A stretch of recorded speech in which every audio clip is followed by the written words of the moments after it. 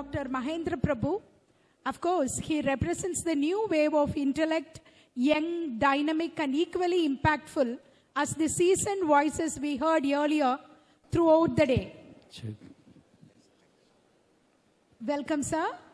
May I now request Dr. Ravi Kumar, Director RUSA of Bharathidasan University, to honor our speaker, Dr. Mahendra Prabhu, Assistant Professor Law, Tamil Nadu National Law University,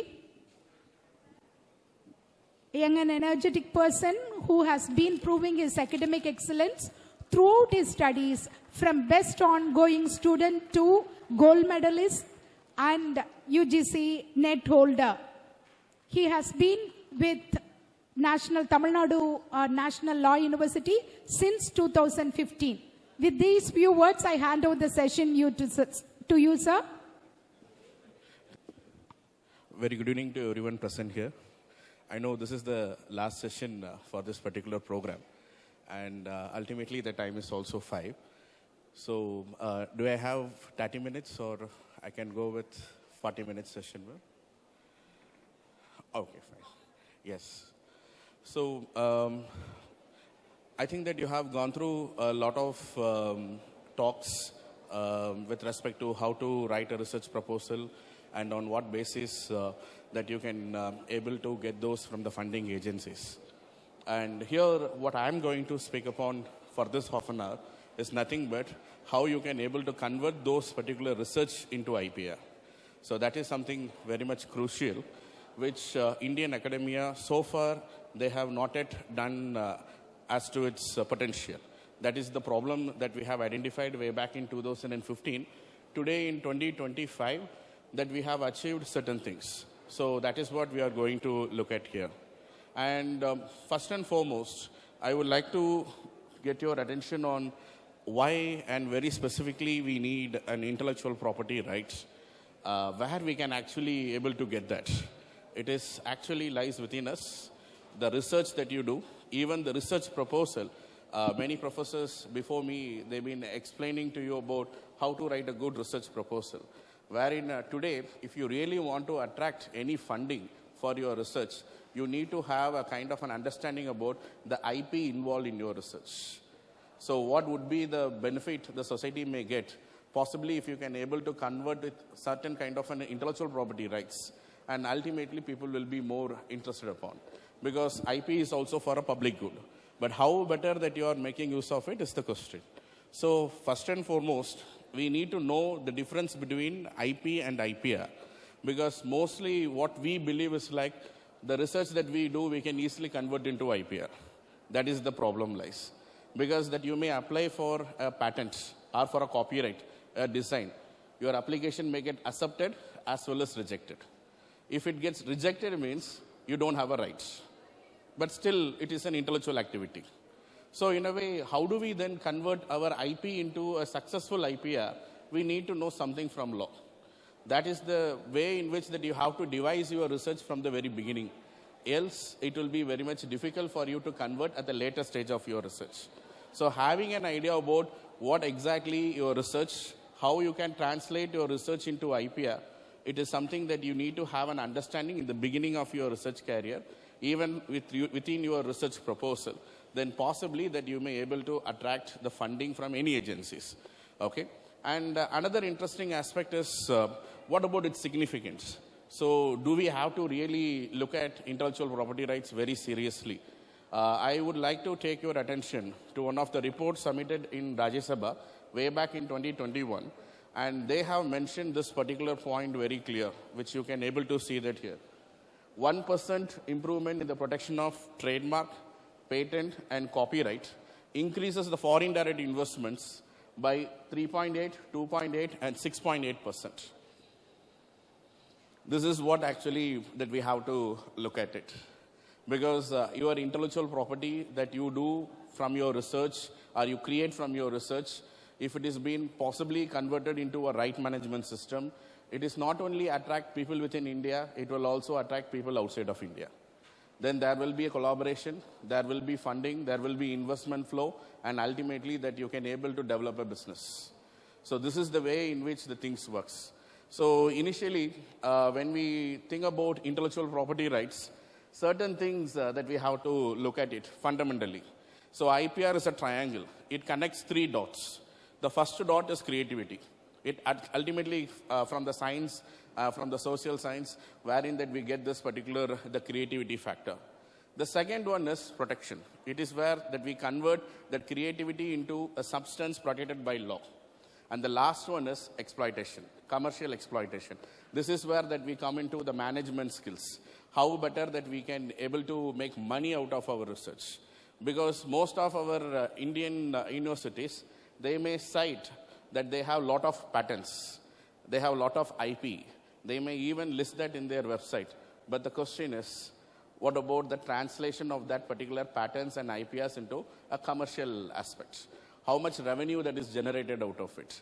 Can the university able to withstand its expenses, the yearly expenses, out of their generated IPR? That is a kind of a question that we so far not yet explored much. But if you look at the difference between the foreign and the Indian university culture and the setup, they have a lot of patents, they have a lot of IPRs, the foreign ones, and ultimately they know how to collaborate with industry and they make money out of it. So in a way, the funding, they can able to resource within their the particular campus by doing a lot of research, and the research is convertible into IPRs. And ultimately, the industrial collaboration makes it a commercially successful or viable one. India is also following the similar path. We identified that this is something that we have not yet done in our academic field. So from 2015, if you look at it, various measures has been taken by the current government, and ultimately the National IPR Policy 2016, wherein their idea is increase the number of patents, create a lot of awareness. So we need to do a lot of training programs. So we need to let the people know that it will be like IP is something very much important. It is like the research doesn't end with writing the conclusion, something beyond that. That is the very starting point of the research itself, wherein commercialization. So we need to know about the industry. We need to know about how that particular the industry works and what exactly our research can able to transform that industry. If we are unable to get into that particular basics right, then it would be like every research is a wonderful output, and ultimately we can able to claim anything with respect to the legal protection or else from that of the commercial success. So these are the things that we have to look at it. Without these three, IP is something completely useless. So I have idea, I have created something, but I didn't protect it legally. Then you cannot able to stop another from using or misusing your product. 2, I have the legal protection, but I just keep it as a certificate in my home or in my office. Then it will be like you have something, but you didn't actually commercially exploit it. So you need to know the 3. Only then you can able to connect the dots and bring a successful output of your research. So the success is not measured by something publication.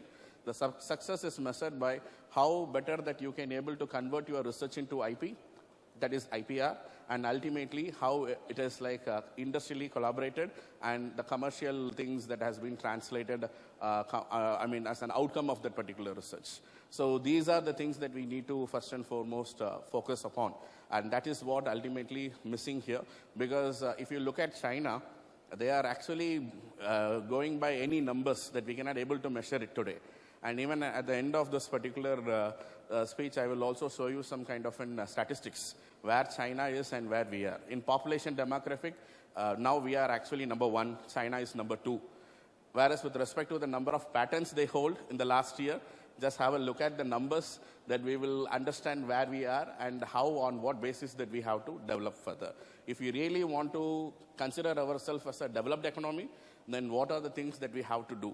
There are much things that we can discuss, but with the time paucity, that I actually want to focus on select parameters. And then the legal dimensions, which I have actually put forth is like, you have an idea, that you can convert into a kind of a property or a kind of a product. Then in that case, what would be the next thing?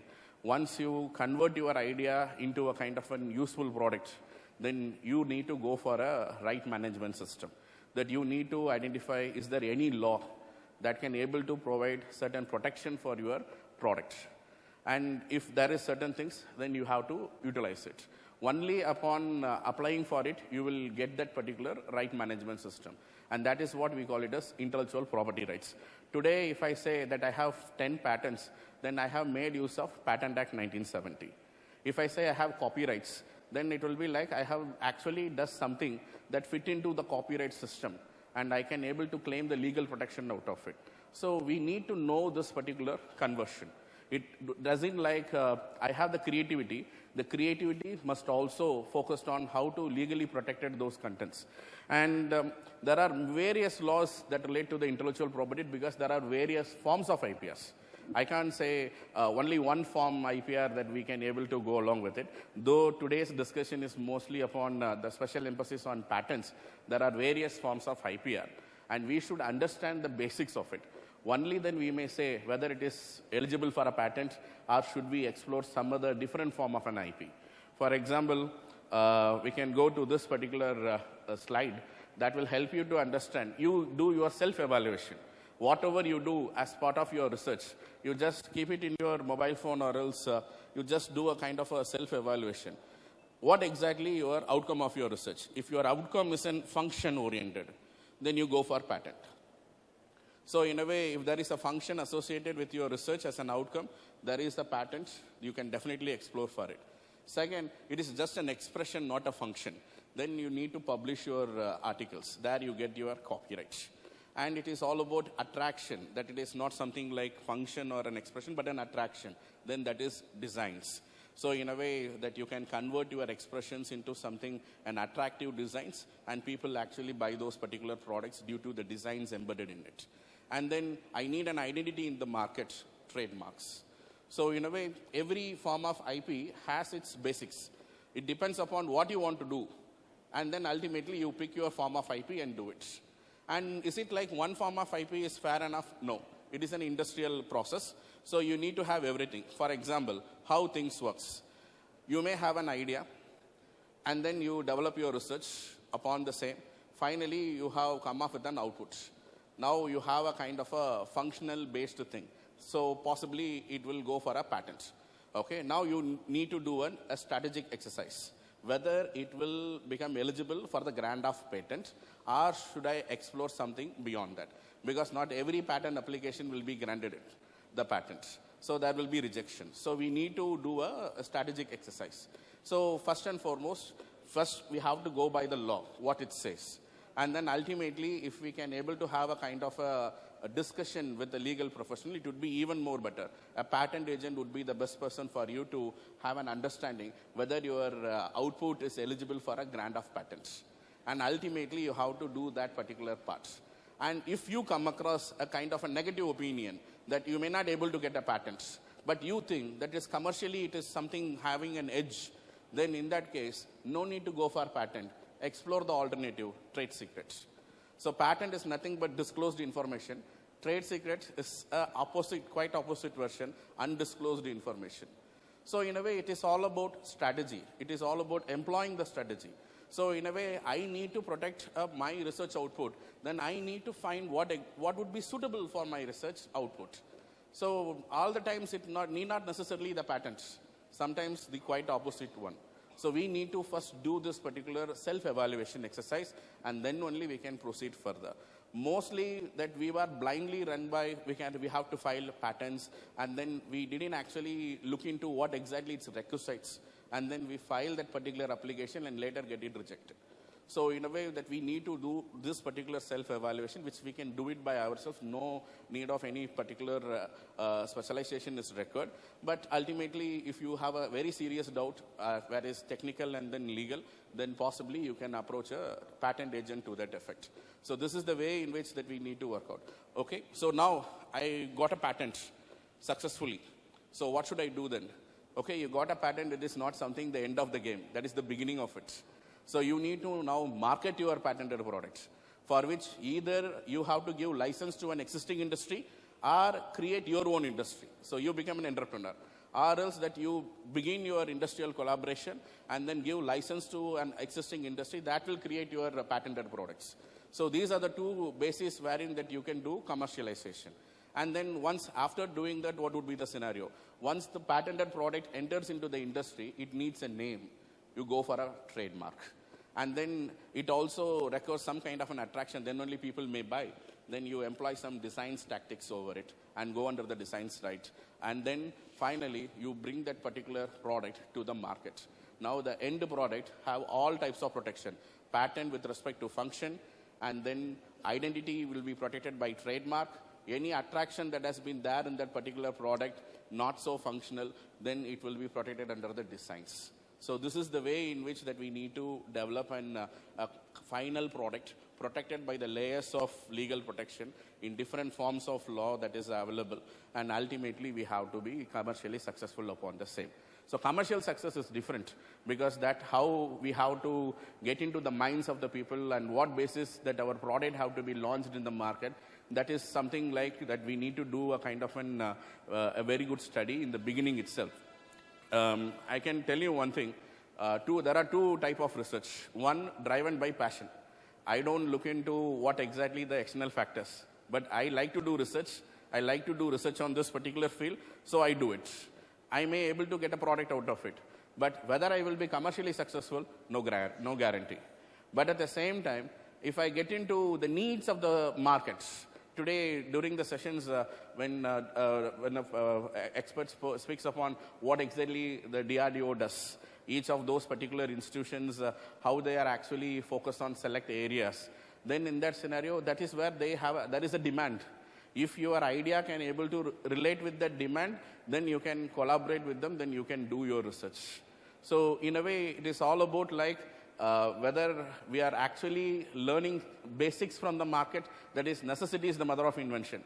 So we need to know what exactly the demand of the market. And through that demand, if we develop our products, we will be successful. Else, we need to create the demand. That will be difficult. That you have to look at it from your end on what basis things can be taken further. So in a way, at the end of the day, industrial collaboration at the beginning of your research proposal itself is something required. Like if I develop this product, where do I able to commercialize it? How and what basis I can do it? Is there an industry? And or else should I create an industry as an entrepreneur? Everything have to be researched upon. And then if you enter into it, then there will be a positivity that you can come up with a research output, convert into IPR, as well as you know how to commercialize your IPR. The combination of three is the mantra of success. Okay, any one particular part, if you have achieved it, that it is something unfinished business, that we need to do it properly. So that is the point we have to look at it. And then the significance with respect to this particular intellectual property is, there are many folds I can say. One, the moment you have your IP, it is an intangible property. So you hold the rights over it. If anyone misuses your property, you can immediately legally get them catch hold upon, and then you can get remedies in like damages. So in a way, if someone misuses your property, you can able to get relief as to those particular damages. And then commercialization. You can make money out of that particular commercialization process. So it is not about like that you just have a patent certificate. You can also make money out of your patents. And then 3, private property rights. It is something, all intellectual property right except the geographical indication is a private property that can be owned by that particular person. And if you are collaborating with your institution, then there will be an arrangement as to who is the owner, or is there any kind of a joint ownership, and ultimately the proceedings of the royalty, how it should be shared, there will be an agreement to that effect that you have to follow, for which that you have to go by the institutional IPR policy. And then economic assets, that you can actually able to attract people for industrial collaboration, even you can able to get a high paying job. For example, if you have a very good technology at your hand, patented, then in that scenario, the company that requires the technology will hire you, and they may ready to give you the highest package possible. So how, on what basis that you can able to demand highest package? It's only by exercising your intellectual skill, as well as how, on what basis that your intellectual skill is also legally protected to that effect. If you just lose it out, that you are not actually employing a legal protection strategy for that, then people will copy from you easily, and then they can make use of it. So in a way that you cannot able to make any kind of a fruitful thing out of it. So combination is very much essential. And then the last one, it promotes investments. So the moment that you have your product at your hand and then protected by means of legal aspects, then possibly investors will come and invest in your product. And you can able to get money and you can start your business. You can also begin your startups based on those particular IP that you have generated.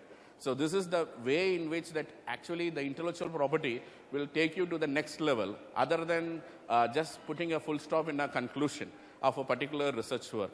Actually, every conclusion is in a particular research work is the beginning of the next research. At the same time, things won't end with the conclusion of a particular research. We need to understand there are certain things that we need to do beyond that conclusion part, and that is where that we have to come up with the intellectual property rights. So that is the significance that we need to associate with it.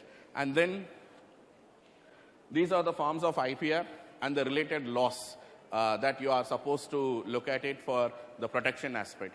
For example, with respect to the patents, you have to go by the Patent Act 1970. But sometimes your invention may be related to something from the Indian biodiversity. Then you need to get clearances from the Biodiversity Act, the authorities established from the same. So in a way that you have to read that Biological Diversity Act 2002. And then with respect to copyright, you have the Copyright Act 1957. And then with respect to the plant variety protection, because plants generally they are taken away from the patent aspects because Section 3 doesn't make that patent protection available for the plants. So we need to go for an alternative mode of legal protection, and that has been given under the Plant Variety and Farmers' Right Protection Act 2001. So we need to know these particular basics, the relevant statutes, and then we have to go further. And if you are finding it difficult, what exactly the relevant rules, I would say that you can go to a website called as ipindia.gov.in. That website have a mobile software. There only you can able to download it. If you download that software, you can able to assess all of these particular statutory mechanisms. Along with that, the rules, guides, and then the relevant manuals. So there will be explanations upon how on what basis things can go further in a legal format, and ultimately step-by-step explanation will be given. So that will help you to understand the things actually how it works legally, and you can also able to secure your rights. So please do download that particular mobile application. It is not available in Play Store. You have to download it only from the Indian government website, that is ipindia.gov.in. Please visit that website wherein you can able to get that. And it is also not required that you have to download it as a software. You can visit the website wherein everything is available at your fingertips. You can just go and read and ultimately identify what is required, and you can further go for an e-filing also. Today, in this particular hall itself, you can able to file your patent. There is no requirement that you have to go and visit a patent office and have to do all those particular procedural format. E-filing of patent is very much available at any point of time and at any particular place. So it is like a place and then time is not a restraint here. It is like whether you are willing to do that particular work, whether you want to convert your research into a intellectual property right. Ultimately, that decides the thing. Okay? And then moving on from that, there are other regulatory framework and institutions that we have. With respect to IP, it is quite managed by the DPIIT, Department for Promotion of Industry, and the Internal Trade. They have the cell for IPR promotion. They run various programs. Last year itself, they have run around 100 plus programs, training programs with certificates. So you can just enroll in any of those particular programs, and you may learn certain things, and ultimately you can better make use of it in your own creativity, how to get that protected legal means. And then there were a lot of registries that helps in acquiring those particular rights. So each thing with respect to your intention to convert your research output into any form of an IP, you need to choose wisely. So this is the way in which the legal translation from your research obviously have to go further. And then finally, who owns the IPR? So we now had a kind of an understanding. You can convert your research into IP, and you can employ the legal rules, and then you can do an e-filing. But now the question is, who can actually own it? And that depends upon the institutional IP policy. So everyone have to read your institutional IP policy, get to know who are the stakeholders, and ultimately you have to take a decision further. Okay. For example, there will be 4 terms that I have to say very much essential. 1, creator, 2, the owner of the IP, and then the third one is licensing, and the last one is assignment. So assignment is nothing but sale. So licensing means that you get revenue every particular calendar year. So in a way that it is just kind of a rent that has been collected from your rented house. Whereas assignment means it is a sale, complete sale. So in a way that you will get a lump sum at one point of time, and thereafter it is not your property, it is transferred. So you have to be very careful when you are commercially exploiting your IPR. And then initially the creator is the owner, but later due to that particular contractual engagements they have with the particular university or else with the employer in any particular firm or a particular company, the owner would be the employer. Okay, so for example, if you are doing your research in Bharatdasan University, making use of their research laboratories, then possibly that Bharatdasan University also do have some kind of a share in that particular IP that has been created. So in a way that that you make use of it, the particular what we call the research facilities, and ultimately at the end of your fruitful research, something have to given back to the institution. So there will be a kind of a formula with respect to a sharing pattern. Let it be 20-80 or 60-40 or a 50-50, depending upon those particular institutional IP policy. You can just have a look at it. That will help you to understand how this particular ownership have to be looked into. And then IP commercialization, as I said earlier, with respect to the foreign universities, how they made use of it. It is not about like listing the total number of patents. What exactly the revenue generated out of those particular patents. Okay, and University of California, they have generated over $700 million in gross just by licensing their intellectual property rights in the year 2023. And there was a study in 2025. It was published in one of the Netherlands famous journal, wherein they said that Europe and United States, wherein most of their universities, if you look at it, nearly 35% of the patent filed in the respective jurisdiction comes from universities and the university industry collaboration. So it is something a very interesting number. Whether such kind of an research actually taken place in the Indian aspect, that we need to look at it.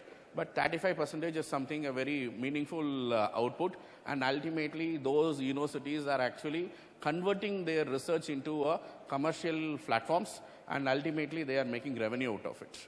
So in a way, they have more autonomy when they do create a lot of revenue from those particular research outputs. Else it will be like dependent upon the government funding.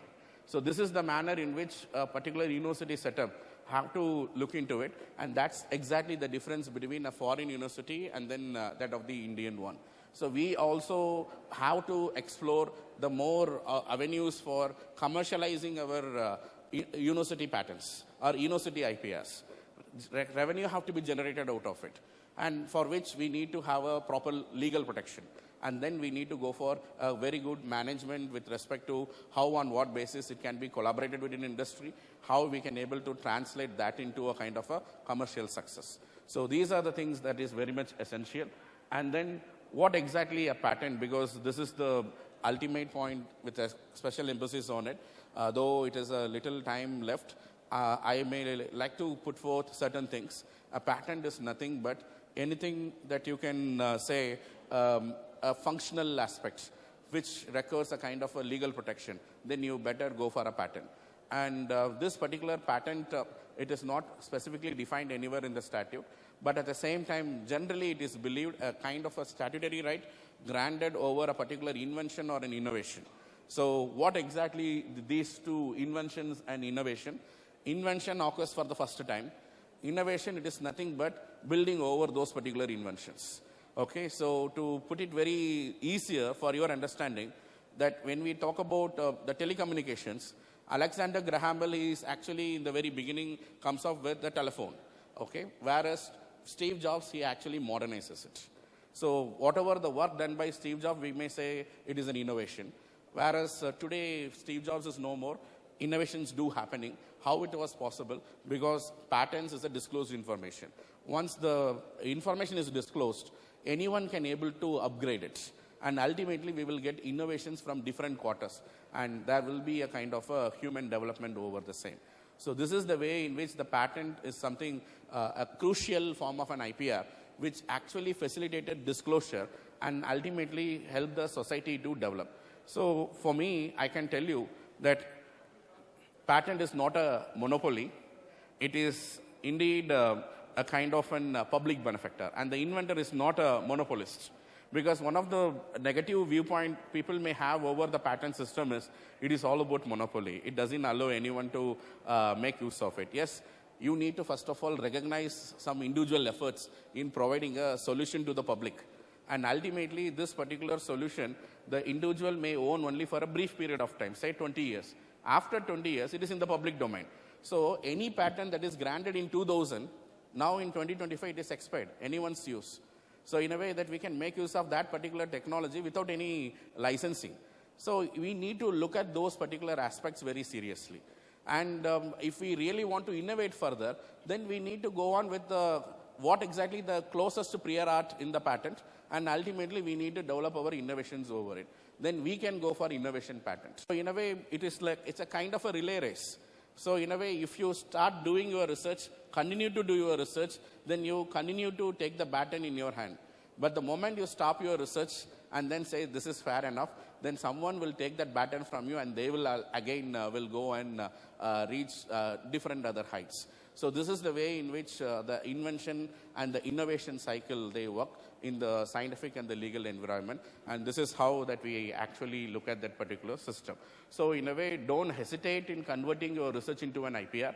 Please do take time in learning the basics of each and every form of IP, and ultimately then have a kind of an idea in the beginning of your research proposal itself, how you are planning to convert your research output later into any form of an IP and how you are planning to commercialize it. So only there lies the success, and anything that actually that you see as a kind of a success beyond that, it is like that you have to give justification for it. So generally, if a particular research to be successful, then I would say the research must be published, granted patent, and made into use in the market, and there must be some kind of a commercial revenue that we may actually probably generated out of it.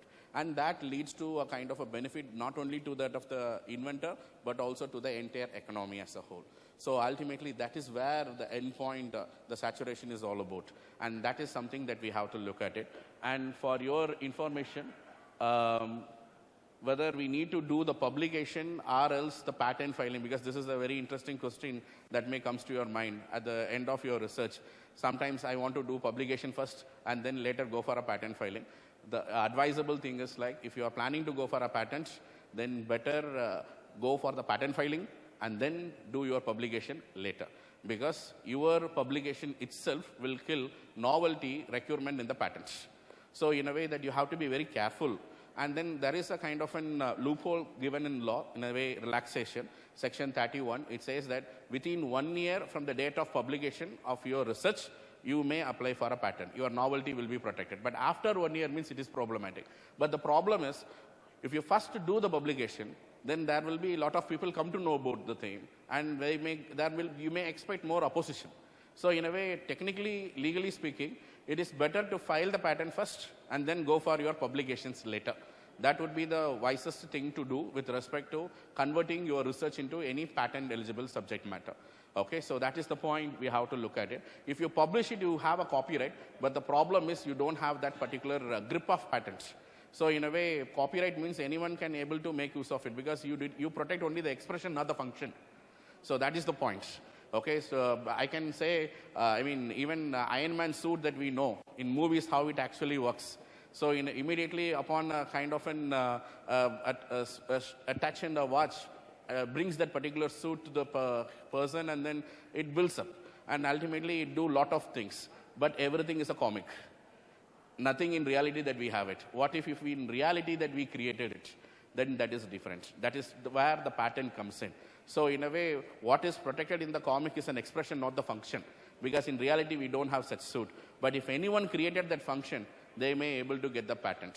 So it is not the Marvel Comics or else any other comical company or the film production company, the one who really created that particular patent. And I can see in the previous lecture wherein they are actually, DRDO is looking for a kind of a flying suit for the soldiers. Okay, Germany and France already they have done something. If you go to YouTube and just type it, you may able to see those particular flying suit. And they were very much imagined based on what we see that in Spider-Man as well as in the Iron Man. So in a way, you can able to take references from that. But those are movies. They are just expressions. Okay, so sometimes it may be hypothetical too. But in realistic manner, in reality, if we can able to create something, then that is functional. Then we can go for a patent. So that is where the thing lies. So it is better to go with the patent filing. And here we follow the first two file. So if you are really thinking about going for a patent, go to the patent office first. Don't think that it is my invention, no one can able to do it, only I can able to do these things. So in a way, I will take my time leisurely and I will go to the patent office. See, in patent, it is a game. Who comes first ultimately won. Okay, I may be the first person to invent it, but I'm not the first person to go to the patent office. Then the second person who invented it, if he is the first person to go to the patent office, he will get the patent. Because at the end of the day, patent office will look at it, who first disclosed the invention to them. That's it. Who first invented doesn't matter. Who first disclosed that particular invention to the patent office, that matter. So we follow this first to file system. From 2012 onwards, throughout the globe, every particular country, they follow this particular process, first to file. So we need to reach the patent office at the earliest if we are really exploring the patenting opportunities of our research. And then there is a filing strategy which I earlier shared upon, that if you think that you may not able to get a patent, then the alternative is a trade secret. So you can definitely get that trade secret on board. And with this, I think that we can come to an end of this particular session. I hope that you have a fair idea about what basis your research can be meaningfully translated into an intellectual property with specific emphasis on the patent. And thank you for your patience here. Very much, sir. Yes. What a day it has been. From writing proposals to filing patents. Subject knowledge is not alone, does not alone make us to convert our knowledge into property. Thanks for enlightening us with this knowledge, sir. Thanks for sharing your ideas on intellectual property rights. Thank you very much on behalf of the university. Thank you. Thank you.